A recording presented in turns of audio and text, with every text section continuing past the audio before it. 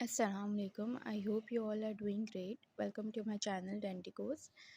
सो आज से हम स्टार्ट करेंगे अपने माइक्रोबायोलॉजी कोर्स। आप लोगों को पता है कि हमने फर्स्ट ईयर के अंदर हेड एंड नेक पढ़ी, डेंटल मटेरियल्स पढ़ी आप लोगों ने मेरे साथ। अब हम स्टार्ट करें माइक्रोबायोलॉजी।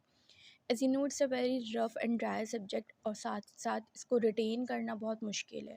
तो इसको इस तरीके से मैंने ईजी बनाया। दूसरा, आपको नज़र आ रहा है कि इसका सिलेबस कंटेंट बहुत ज़्यादा है। हर जो है चैप्टर के अंदर, हर पार्ट के अंदर उसके इतने सारे चैप्टर्स मौजूद हैं। तो हम क्या करेंगे, जो हमारे इंपॉर्टेंट चैप्टर्स हैं। दूसरी चीज़ ये कि ऐसे चैप्टर्स जो कि आपके बहुत ज़्यादा मोस्टली आस्क्ड क्वेश्चंस जो जिसमें से जिन चैप्टर्स में से आते हैं, अब उनको पहले कवर अप करेंगे। साथ साथ हम इनके क्वेश्चंस की प्रैक्टिस करते रहेंगे। प्रैक्टिस मींस आप लोगों ने अगर मेरे साथ डीएम पढ़ी हो या हेड एंड नेक पढ़ी हो तो आपको पता होगा कि यहाँ पे मैं अपने लेक्चर्स अपलोड करती हूँ। साथ साथ न्यूमेरिकल्स, पास्ट पेपर्स की वीडियोस भी मैं शेयर करती हूँ। लास्ट में हम वाइवा सेशन रखते हैं डिटेल, जिसके अंदर हम जो है वाइवा लेते हैं स्टूडेंट्स का। और दूसरा ये कि हम ऑस्पी क्वेश्चंस भी प्रोवाइड कर रहे हो। तो अगर आपने जो है चैनल को सब्सक्राइब नहीं करा तो आप सबसे पहले चैनल को सब्सक्राइब करें, ताकि जितनी भी आपको नोटिफिकेशंस वगैरह मिलती रहें लेक्चर्स की। और साथ साथ मैंने डिस्क्रिप्शन के अंदर ग्रुप लिंक शेयर करा है, आप उस ग्रुप को ज्वाइन कर सकते हैं, व्हाट्सएप ग्रुप, ताकि आप जो है ग्रुप में रहें हमारे साथ। और हम जो है जो डेली बेसिस पर वहाँ पर पास्ट पेपर्स करेंगे, प्रैक्टिस क्वेश्चंस करेंगे, उनको आप साथ साथ करते रहें, ताकि आपको क्या हो कि सिर्फ आप लेक्चर्स लेकर नोट्स बना कर साइड में नहीं रखें, बल्कि आप क्या करें, आप उनके प्रैक्टिस क्वेश्चंस भी करते रहें। So let's start from our part 1 which is basic bacteriology. ठीक है, बेसिक बैक्टीरियोलॉजी के अंदर हम क्या करेंगे, हमारे पास आपको नज़र आ रहा है 13 चैप्टर्स है। लेकिन इन 13 चैप्टर्स में से कौन से इंपॉर्टेंट हैं, जो सबसे ज़्यादा इसमें से पूछे जाते हैं, हम उनको करेंगे। जैसे कि एंटी बैक्टीरियल ड्रग्स की जो रेजिस्टेंस होती है, वो ये ज़्यादा इंपॉर्टेंट चैप्टर्स नहीं है। तो स्टार्ट करते हैं, साथ साथ आपको समझ आ जाएगा कि मेरा पढ़ाने का स्टाइल क्या है, किस तरीके से हम कवर अप करेंगे। अच्छा, अगर हम स्टार्ट करें बेसिक बैक्टीरियोलॉजी का first chapter which is bacteria compared with other micro organisms. ठीक है, अगर अच्छा बुक की अगर हम बात करें तो मैं यहाँ पर लेवेंसन यूज़ कर रही हूँ। मेरा पढ़ाने का स्टाइल इस तरीके से कि मैं साथ साथ आपको नोट्स भी बनवाती रहूँगी, और कुछ चीज़ें जो कि बुक से हमें करनी है, जैसे कि चार्ट्स वगैरह हैं, तो उसमें हम टाइम वेस्ट नहीं करेंगे। वो आप लोग जो है बुक से देखेंगे, मैं साथ साथ बुक से समझाती रहूँगी। ठीक है, इससे आपको फ़ायदा ये होगा कि आपके नोट्स भी आपको साथ मिल जाएंगे, और साथ में आपकी बुक रीडिंग भी हो जाएगी। आपको एक अलग से टाइम नहीं देना पड़ेगा अपनी बुक्स को, कि हम जो है पहले नोट्स बनाएं फिर हम बुक्स के लिए एक अलग से वीडियोस बनाएं। तो साथ साथ आपकी ये दोनों चीज़ें चलती रहेंगी, इंशाल्लाह आप लोगों का कोर्स बहुत अच्छे से कवर अप हो जाएगा। So let's start basic bacteriology. Basic bacteriology में first chapter bacteria compared with other microorganisms. अब आपको पता चला कि हम बैक्टीरियोलॉजी कर रहे हैं, मीन्स कि जो होल चैप्टर हमारा है वो किस पर डिपेंड करता है, बैक्टीरिया के ऊपर। अब बैक्टीरिया की जो बेसिक सी डेफिनेशंस हैं, जो बेसिक सा इसका है स्ट्रक्चर क्या होता है, इसके अंदर क्या क्या चीज़ें मौजूद होंगी, हम उन सब चीज़ों को डिस्कस करते रहेंगे आगे चैप्टर्स में। तो पहले अगर हम बैक्टीरिया को कंपेयर करें अदर ऑर्गेनिज्म से, तो पहले तो मैं ये चीज़ देखूँ कि बैक्टीरिया है क्या। इट इज़ अ प्रोकैरियोट और यूकैरियोट। ठीक है, ये प्रोकैरियोट है, ये यूकैरियोट है। तो ये आपके पास है प्रोकैरियोट। अगर हम बैक्टीरिया जो है ना, एक माइक्रोब है। तो ये माइक्रोब मींस कि एक ऐसा ऑर्गेनिज्म जो कि डिजीज़ कॉज कर रहा है ह्यूमंस के अंदर। अब माइक्रोब्स हमारे पास बहुत सारे होते हैं, जैसे कि बैक्टीरिया है, फंजाई है, प्रोटोजोआ, हेलमिंथिस, ये सारे आपके पास क्या है, ये सारे आपके माइक्रोब्स हैं। अब जो माइक्रोब्स हैं, इनके स्ट्रक्चर की अगर हम बात करें कि इनके स्ट्रक्चर क्या होता है सबके अंदर, मैं बेसिक बात कर रही हूँ, सिर्फ बैक्टीरिया की बात नहीं करी, मैं सबकी बात कर रही हूँ। सबसे पहले अगर हम इनके स्ट्रक्चर की बात करें, तो इनके अंदर जाहिर सी बात है, जब किसी भी चीज़ का जो बेसिक यूनिट होता है वो क्या होता है, सेल। उस सेल के अंदर इनके पास क्या मौजूद होता है, न्यूक्लियस। और न्यूक्लियस के अंदर क्या होगा, ऑब्वियसली इसका डीएनए और आरएनए मौजूद होगा, मतलब न्यूक्लियोप्लाज्मिक कंटेंट होगा। और साइड में इसका सारा जो मौजूद होता है वो साइटोप्लाज्म होता है।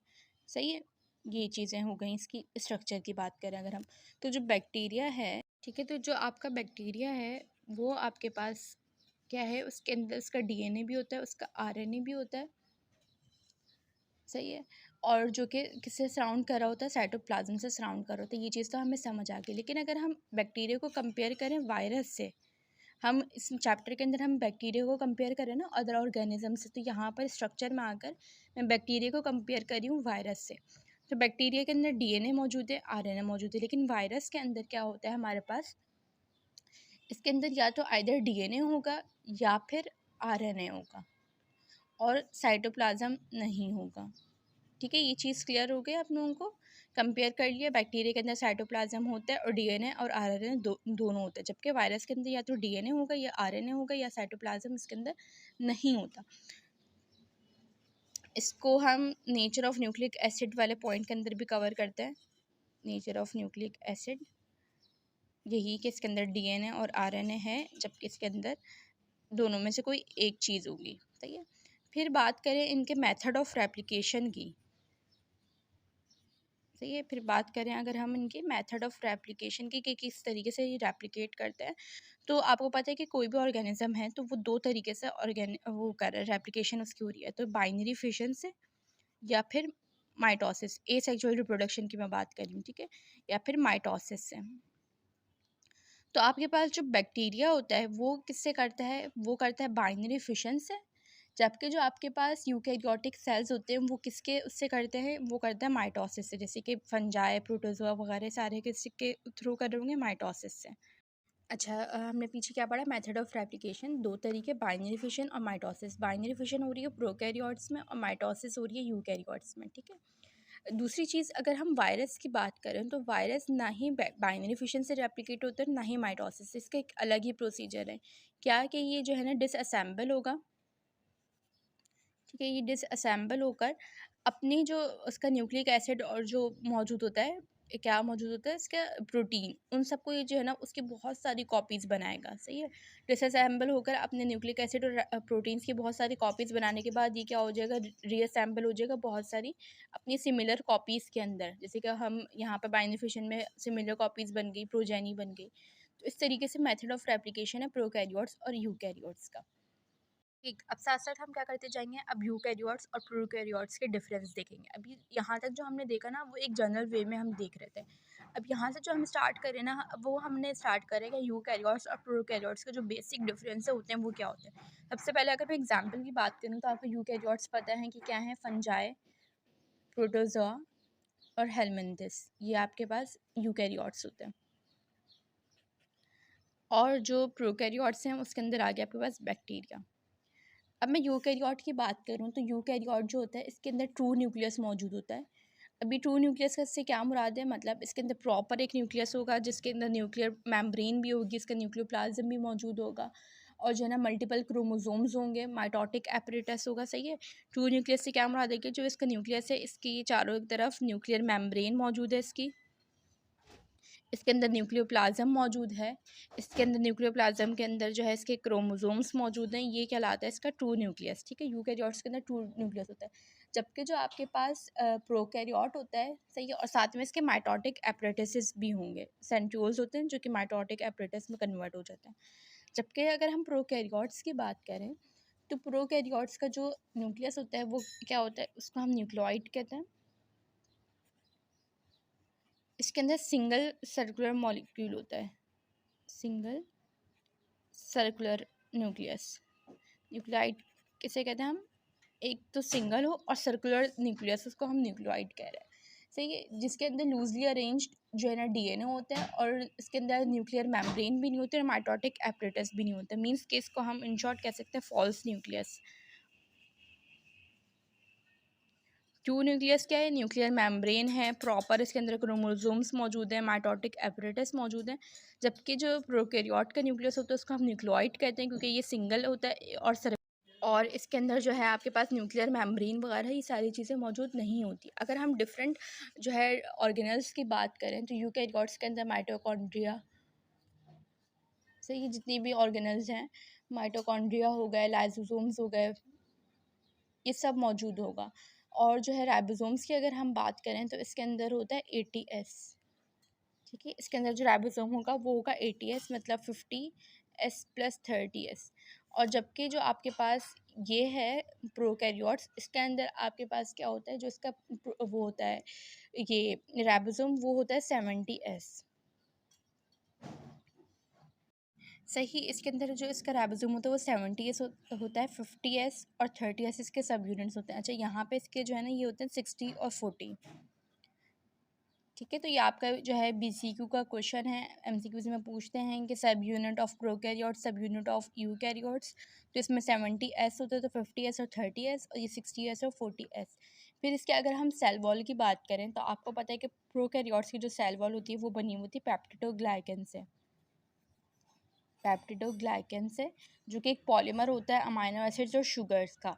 जबकि जो आपके पास यूकैरियोट्स की जो सेल मेम्ब्रेन होती है वो एक फ्लेक्सिबल सेल मेम्ब्रेन होती है। सही है, फ्लेक्सिबल सेल मेम्ब्रेन होती है। जबकि अगर हम फंजाई की स्पेसिफिकली बात करें तो इसकी जो सेल मेम्ब्रेन होती है वो बनी होती है काइटिन से, जो कि एक होमोपॉलीमर है एन एसिटाइल ग्लूकोज अमाइन का। ठीक है, इसको आप लिखना चाहें तो लिख सकते हैं। It is a homopolymer of N acetyl glucose amine. ये, जबकि जो ये आपने हम बात कर ली सेल वॉल की, इसकी जो सेल वॉल होगी, सेल मेम्ब्रेन होगी, वो बनी होगी पेप्टिडोग्लाइकन से, जो कि एक पॉलीमर है अमाइनो एसिड्स और शुगर्स का। और जो यूकैरियोट्स की होती है वो फ्लेक्सिबल सेल मेम्ब्रेन होती है, फंजाई की काइटिन होती है, जो कि एक होमोपॉलीमर है एसिटाइल ग्लूकोजामाइन का। और एक जो सेल वॉल लेस बैक्टीरिया है, इसको हम कहते हैं माइकोप्लाज्मा। ठीक है, ये आपका जो है क्वेश्चन है कि सेल वॉल लेस बैक्टीरिया क्या होता है, माइकोप्लाज्मा होता है। अच्छा, इसी के अंदर सेल मेम्ब्रेन के अंदर अगर हम बात करें तो जो यूकैरियोट्स की सेल मेम्ब्रेन होती है उसके अंदर मौजूद होता है स्टीरॉल्स। जबकि जो आपके पास प्रोकैरियोट्स होते हैं उसके अंदर स्टीरॉल्स मौजूद नहीं होते, एक्सेप्ट माइकोप्लाज्मा। ठीक है, माइकोप्लाज्मा के अंदर स्टीरॉल्स होते हैं, बाकी किसी भी बैक्टीरिया के अंदर जो है स्टीरॉल्स मौजूद नहीं होते। फिर अगर हम इसकी मोटेलिटी की बात करें तो आपको पता है कि इसकी जो मूवमेंट होती है वो किसके थ्रू होती है, बैक्टीरिया की मूवमेंट फ्लैजिला के थ्रू होती है। ठीक है, तो यहाँ पर इसके हमने पढ़ लिए यूकैरियोट्स और प्रोकैरियोट्स के एक प्रॉपर डिफरेंस के इसके अंदर क्या एग्जांपल्स आ जाती हैं, इनका न्यूक्लियस किस तरीके का होगा, इनके अंदर जो राइबोसोम्स के सब यूनिट्स होते हैं वो क्या होते हैं, इनकी सेल मेम्ब्रेन किसकी बनी हुई होगी, स्टीरॉल्स किसके अंदर होते हैं और किसके अंदर नहीं होते। तो बस ये आपका इतना छोटू सा चैप्टर था। ठीक है, अब इस चैप्टर के अंदर जो इंपॉर्टेंट आपके टेबल्स हैं उसमें मैं बताती हूँ। एक टेबल 1.1 बना हुआ है, 1.2 और 1.3। ये दोनों इतने इंपॉर्टेंट नहीं, आप पढ़ना चाहें तो पढ़ लीजिए, एग्जाम्पल्स वगैरह लिखी हुई है। 1.3 आपको जो है बहुत इंपॉर्टेंट है, मैंने यहाँ पे मार्क भी किया हुआ है, वाइवा के अंदर आया हुआ है। प्रोकैरियोटिक सेल और यूकैरियोटिक सेल को जो है आपने डिफरेंसेस लिखने हैं। आपको जो मैंने लिखवाए वही है इसके अंदर। DNA with in nuclear membrane, prokaryotic cells के अंदर आपने पढ़ा था डीएनए नहीं होता, जबकि इसके अंदर यूकैरियोटिक के अंदर होगा। इसके अंदर माइटोटिक डिवीजन नहीं होती, इसके अंदर माइटोटिक डिवीजन होती है यूकैरियोटिक में। इसमें क्या होती है, बाइनरी फिशन होती है। क्रोमोसोम्स नंबर यूजुअली 1 होता है, लेकिन यहाँ पे मोर देन 1 होगा। मेम्ब्रेन बाउंड ऑर्गेनल्स की बात करें जैसे माइटोकॉन्ड्रियल लाइसोसोम्स प्रोकैरियोट्स में नहीं होते, यूकैरियोट्स में होते हैं। राइबोसोम के साइज़ की बात करें तो 70s और 80s। और सेल वॉल कंटेनिंग पेप्टिडोग्लाइकन किसके अंदर होता है, प्रोकैरियोट्स में होता है, यूकैरियोट्स में नहीं होता। इनकी नॉर्मल जो है सेल मेम्ब्रेन होती है, फ्लेक्सिबल सेल मेम्ब्रेन, लेकिन इनके पास स्टेरॉल्स होता है और इनके पास स्टेरॉल्स नहीं होते, except mycoplasma which is a cell wall less bacteria. ठीक है, तो it's all about this chapter. अब आगे हम जो दूसरा चैप्टर देखते हैं तो उसमें आप वीडियो में चेक करें और लाजमी जो है ना चैनल को सब्सक्राइब करें, लाइक का बटन जो है प्रेस करें, साथ साथ नोट्स बनाते रहें, ग्रुप ज्वाइन करें। ग्रुप का डिस्क्रिप्शन मैंने दिया हुआ है उसमें, तो आप जो है ना लाजमी इन सब चीज़ों को देख लीजिएगा। अल्लाह हाफ़िज़। तो बस ये आपका इतना छोटू सा चैप्टर था। ठीक है, अब इस चैप्टर के अंदर जो इंपॉर्टेंट आपके टेबल्स हैं उसमें मैं बताती हूँ। एक टेबल 1.1 बना हुआ है, 1.2 और 1.3। ये दोनों इतने इंपॉर्टेंट नहीं, आप पढ़ना चाहें तो पढ़ लीजिए, एग्जाम्पल्स वगैरह लिखी हुई है। 1.3 आपको जो है बहुत इंपॉर्टेंट है, मैंने यहाँ पे मार्क भी किया हुआ है, वाइवा के अंदर आया हुआ है। प्रोकैरियोटिक सेल और यूकैरियोटिक सेल को जो है आपने डिफरेंसेस लिखने हैं। आपको जो मैंने लिखवाए वही है इसके अंदर। DNA with in nuclear membrane, prokaryotic cells के अंदर आपने पढ़ा था डीएनए नहीं होता, जबकि इसके अंदर यूकैरियोटिक के अंदर होगा। इसके अंदर माइटोटिक डिवीजन नहीं होती, इसके अंदर माइटोटिक डिवीजन होती है यूकैरियोटिक में। इसमें क्या होती है, बाइनरी फिशन होती है। क्रोमोसोम्स नंबर यूजुअली 1 होता है, लेकिन यहाँ पे मोर देन 1 होगा। मेम्ब्रेन बाउंड ऑर्गेनल्स की बात करें जैसे माइटोकॉन्ड्रियल लाइसोसोम्स प्रोकैरियोट्स में नहीं होते, यूकैरियोट्स में होते हैं। राइबोसोम के साइज़ की बात करें तो 70s और 80s। और सेल वॉल कंटेनिंग पेप्टिडोग्लाइकन किसके अंदर होता है, प्रोकैरियोट्स में होता है, यूकैरियोट्स में नहीं होता। इनकी नॉर्मल जो है सेल मेम्ब्रेन होती है, फ्लेक्सिबल सेल मेम्ब्रेन, लेकिन इनके पास स्टेरॉल्स होता है और इनके पास स्टेरॉल्स नहीं होते, except mycoplasma which is a cell wall less bacteria. ठीक है, so it's all about this chapter. अब आगे हम जो दूसरा चैप्टर देखते हैं तो उसमें आप वीडियो में चेक करें और लाज़मी जो है ना चैनल को सब्सक्राइब करें, लाइक का बटन जो है प्रेस करें, साथ-साथ नोट्स बनाते रहें, ग्रुप जॉइन करें, ग्रुप का डिस्क्रिप्शन मैंने दिया हुआ है उसमें, तो आप जो है ना लाज़मी इन सब चीज़ों को देख लीजिएगा। अल्लाह हाफ़िज़।